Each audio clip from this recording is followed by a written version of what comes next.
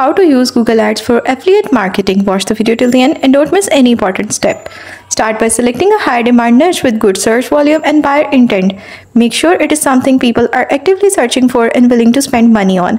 Use Google Keyword Planner to find relevant keywords with commercial intent. Look for keywords that have a decent search volume, indicate buyer behavior.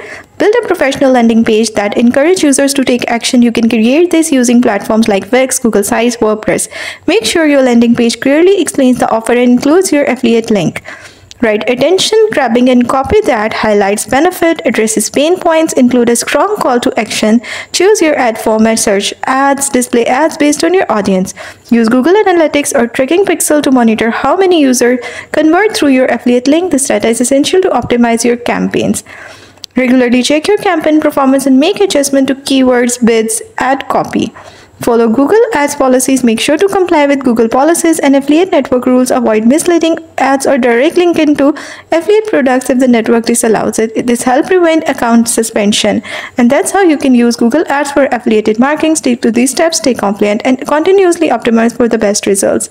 Hope you found this video helpful. Don't forget to like and subscribe.